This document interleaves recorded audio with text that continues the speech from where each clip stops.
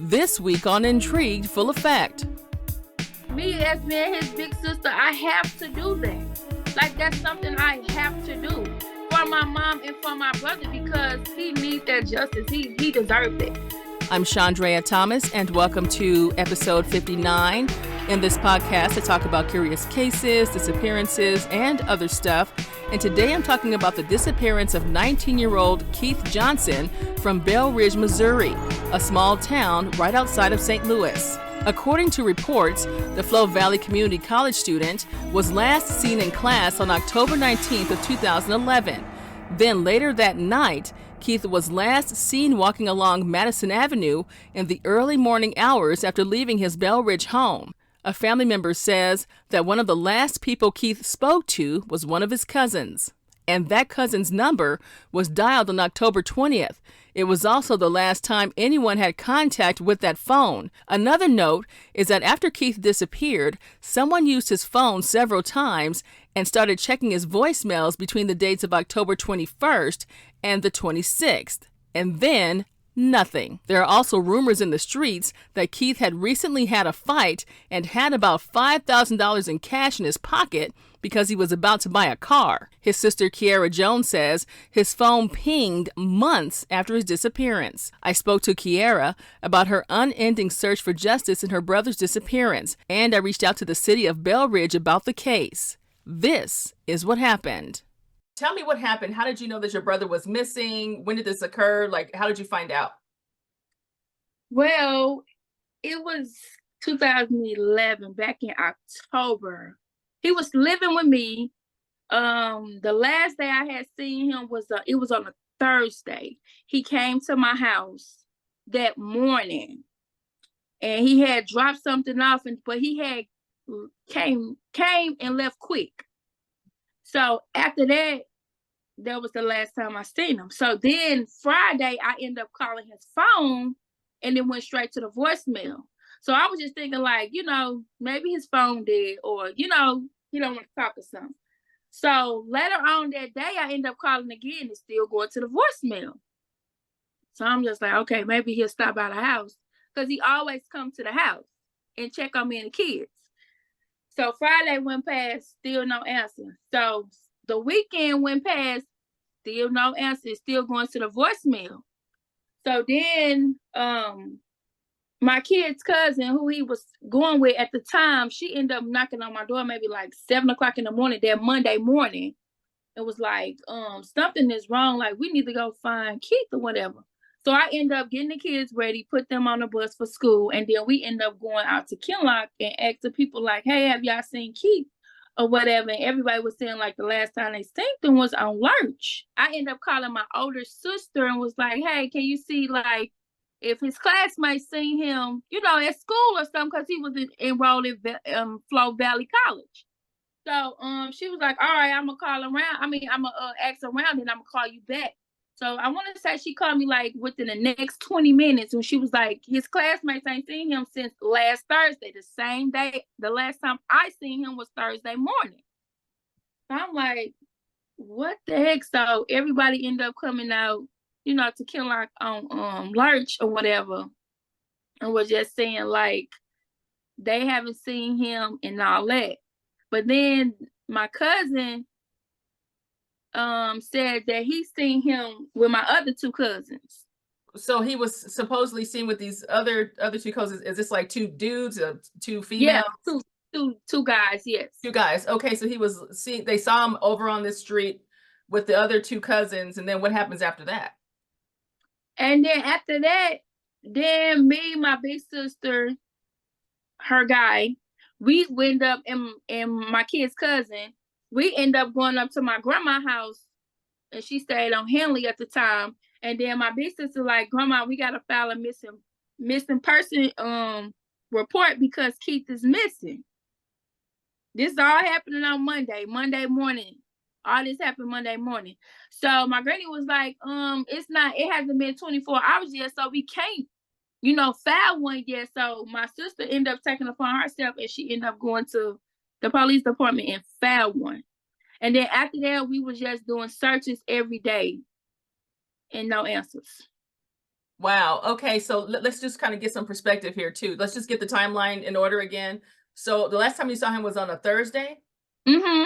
A Thursday, Friday goes by, Saturday, Sunday, Monday, the girlfriend comes knocking on your door like, "Hey, I haven't seen him." And like, I'm assuming he's had contact with you guys. Normally, it would be like on a regular Right. daily basis. Mm-hmm. Okay. And so at this point, the missing persons report is filed. What happens after that? Do you guys continue searches? Do you get Yes. media coverage? What happens with that? So we end up getting some flyers made and we started like putting them out. But when we was putting them out, people was taking them down. Why would somebody take his posters down? I have no idea, but people was taking them down. Wow. So we Okay. would just every day we'll just do searches and we still like get no answer or nothing. Like we was getting like a runaround. So what were the police telling you as far as their investigation of him? Was there anything going on as far as them like trying to look for him or anything like that? Or did they say he was an adult and he can do what he wants? Like what happened when you guys actually spoke with them? Well, the police came out one time, and that's when we was on the street Warwick. Hmm. That was the only time they came out. But we didn't really get to search because like it was all chaos had broke out and the police ended up making everybody leave. So we didn't even get to search. But the police always told us nobody, no case. That's what they always told us. Like they never like fully helped us on searching for my brother. I don't know if it's because his background when he was younger. I don't know, but they never really helped us. Wow. We Okay. basically like did all the information, the investigation on our own. So your brother, he did have like a past where he was involved with things, right? Just so people understand the background of what's going on. And why would somebody say to you, nobody, no case, which is kind of like way out of bounds, Right. straight up. I'm just going to tell you that right now. Just to give some perspective, your brother, he had troubles when he was a younger dude, and then he started Mm-hmm. going to college and was trying to turn his life around Right. at the time. Is that Right. what's going on? Yeah. Yep. Okay. So with that being said, do you think any of those things from the past kind of followed him, or do you think it's just something that was relatively new happening in his life? Because it sounds like he was starting to settle down a little bit. Yeah, he was like my brother. He was caring, loving, like very protective of my mom, his sisters, like my kids, because I'm the sister with all the kids. So he was very protective with his family. He was very family oriented. Like he was all about his family. So this him just being gone, that's not like him. That's not like him at all. Hmm. So at this point, what do the streets say? What can you say about what the streets have told you? Because the streets always talk. I say this to people all the time. Exactly. They always Exactly. talk, and there's always maybe a little truth to what bits and pieces of it. So, Mm-hmm. what do you know, or what can you say about that without compromising anything? Well, we was told that he got killed and buried Hmm. in Kinloch. Okay. And you guys haven't been able to. There's been no investigation or anything with regarding that tip or that lead or anything like that. Nope, nothing at all. Okay, so what about this whole thing I saw on Facebook about when I was researching the case, I saw some information that said he was buying a car, he had a lot of money on him. Do you think he may have been robbed at this point? Like, what are people saying about that? I feel like the robbing part is true, but for us like buying the car, nah. But he did have like supposed to have money on him. That was true. Let's get into like your brother as a person, right? So you had a very tight relationship with your Yes, brother and very everything close. like that. So tell me, Very. what has this been like for you to like, to go through how many years? Ooh, It's been some years, what has that been like ooh. for you? It's been a nightmare. A nightmare. It's just like, am I even living? You know what I'm saying? Because it's just like it'll be almost 13 years in October. And we still have no answers or anything. Like the police don't try to help or nothing. And it's just like, where could my brother be? Like, this is not normal. This stuff don't happen like in real life. This is some movie type stuff. Mhm. Somebody just go up and just be gone like that. And nobody have no answers, no explanation or anything. But this been a nightmare for me because that was my only brother, like my mama only son. So that's been rough for And all it's just like, Mm. and like I said, he was like the protective over me, my other sisters, and my mom, because we didn't have no dad growing up. So he was our protector, like over us. So let me ask you, as far as like, let's get into like different things. Like, did you guys ever get any information about like bank accounts, cell phone pings, anything like that, movement in that situation, social security number, any of that? Well, from my understanding, his phones are supposed to be with the people that did it to him. So I don't know about no phone. And I know they did go up to get his phone records from where he was getting his phone service through. They end up going to get his phone record from the man. Okay, so at least the police do have that information. I'm saying investigators, they do have that. And so, and here's the other part of it too, I want to get some clarity on, because it's from research and everything that I've learned about this case, it sounds like it was like Bell Ridge, Kinloch, Berkeley. What exactly is the location of what went down in general? Just so I understand, because it's crossing across all different. His last location was Kinloch. That was his last location, Kinloch. Okay, but yet Bell Ridge has the investigation. Yeah. I don't know why my sister even went to Bell Ridge and reported it to Bell Ridge, because St. Louis County it's over Kinloch. And that was his last, where everybody seen him in Kinloch. He was there in Kinloch, not Bell Ridge or Berkeley. Maybe since I stayed in Berkeley and my grandma stayed in Bell Ridge, maybe that's why, but no, his last location was Kinloch. So that's what I'm wondering, if you can file with St. Louis County on that.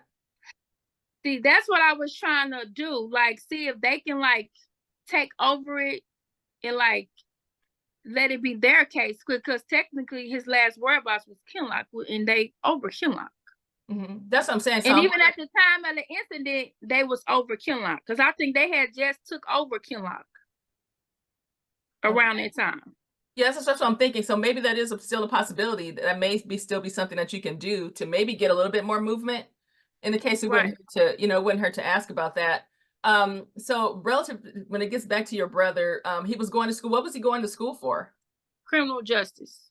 Criminal justice. And, and I'm guessing that you guys at this point are just thinking, hey, he's not here anymore, but we still want to put him to rest. Is that pretty much where you are with it at this point?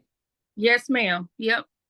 Okay, so what would you say to people who may have information about, what happened to your brother, or just a tip, even if they want to do this anonymously, what would you say? Right.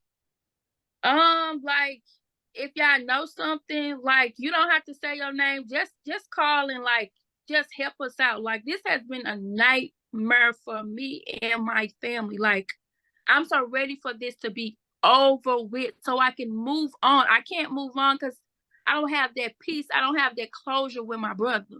Like, I just want that peace. I just want the peace and let everything to be over with. So if you know anything or willing to come forward, like, just call the tip number, or hey, you can write me anonymous and tell me, like, just so we can get that closure and we can get the answers that we need, because this has been going on too long. And that's the thing. There's so many people that are missing, especially and that's the hardest part about having a missing person is that, your closure is not there. So you have you can't really grieve, because you don't have them to really, so you kind of are they out there, but are they not out there? It's, what I mean? You just don't know. So I know that's gotta be the hardest part of all of this. So, and from the standpoint of the people in the community, have folks actually tried to help you guys with the flyers and the posters and things like that over time? Do you guys do anything around, annually for him or anything like that? Like, we usually do something for his birthday or the day everything happened, but lately I haven't even been in the mood, because it's just what are we celebrating? It's just how I look at it. It's just what are we celebrating? We don't have him. What are we celebrating? Wow. So that's why I do just kind of keep his name alive, on my social media page, just to post his picture or, just to say his name or something like, but for it's like doing stuff for his birthday and stuff, like I don't be into it because it's just like we still don't have them, like we still don't have answers. So it just be like, what's the point? Mm-hmm. Yeah, that's what I was gonna say. Like, is there something that you want people to take away from your story? If there is one main message out of everything that's happened, I mean, because I mean, there's really been little to no investigation. It sounds like from what Hmm. you're telling me. So it's just kind of like you have to just kind of rely on just people to come forward. It sounds like. Yep. That's basically what it is. Like people just coming forward and just like say what they know. You know what I'm saying? And it's just like if you scared, I understand that because it's like it's a lot. But I mean, you can be anonymous. They don't got to know you said nothing. Mhm. We just won't help. Cause it's just like I've been getting a runaround. Like I've been trying my best, trying to like see who can help me to get his story heard. To who can help me to like get on his case and get some answer. And it's just like I just been stuck. Do you feel like because of your brother's past, or maybe even perceived past of what people may believe was going on with him, do you think Hmm. that people see that at him as a throwaway person? I'm being honest with you. Do you feel like that? I feel like that. I feel like it. Mhm. I definitely feel like that. Cause Yeah. it's just like he's somebody's son. You know what I'm saying? Like he's somebody's brother. He is somebody. He is a human that matter. And it is just like people acting like he don't matter, and he does matter. Like he deserved justice. He deserved it. I contacted the city of Belridge about the case, and I found out that it was taken over by Normandy Police, who now handle the city's policing. At this point, they say the case is still an open investigation. Is there anything else that you want to add, or that you want people to know about, or anything like that? Um, if anybody can like help me, my Facebook name is Kiara Jones. My Instagram is Kiara Marie. You could just inbox me and let me know like things that I can do so I can get help for my brother. And also, there's like the impact on your family, just in general. How many of y'all? How many siblings is it like in your? My mama have five, it's five of us. So it's All five of. girls and all girls and one boy. He the only boy, the baby boy. Wow, and I know that there's been some struggles you said with your mom after all this too. Yeah. Yeah, that's another thing. Like my mom, she's not in her right state of mind, so she really don't even know like what's going on with her own son. You know what I'm saying? So it's just like my mama can't even get justice for her own son because she's not in her right state of mind. So like that's something I have to do for my mom and for my brother because he needs that justice. He deserves it. When it comes to my final thoughts about this case, I do wonder where Keith was going and if he was trying to see someone during those early morning hours, and exactly who had his phone, who made the calls, and who checked his voicemail. But who knows? Maybe police already had that information and they're just waiting for more evidence. Kiara believes that her brother is no longer alive, but she wants to know where he is so they can get some degree of closure and put him to rest. The thought of him taking off crossed my mind too, but that seems unlikely based on the relationship she says he had. And there's no way he would just drop everything and not have contact with his family. Police say the investigation is still open, and hopefully someone will come forward with details to help the family get justice and information. Keith is around 5'11" and weighs 170 pounds. He was last seen wearing a black jacket and a green shirt with a skeleton on the front. He was wearing dark-colored jeans and lime green Nikes. He also has tattoos. One says R.I.P. Boy on his left arm, and a clown is on his right arm, Marcy on his neck, and the letters FSY on his back. Call 866-371-TIPS if you have information in the case. If you have a case that you want me to check out, just visit the Intrigued Full Effect website or email me at intriguedfulleffect@hotmail.com. Until next time, be safe and stay true.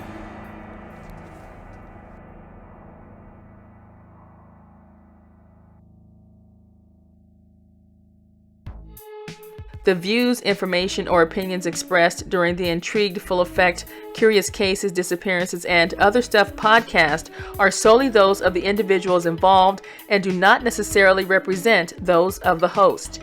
The primary purpose of this podcast is to educate and inform. The host of this podcast assumes no liability or responsibility for any activities in connection with opinions shared in the podcast. The podcast and blog associated with it shall not be used in any legal capacity or as a basis for expert testimony. Any copyright material in the podcast is approved by the owner or is part of the public domain. Music by Pond 5.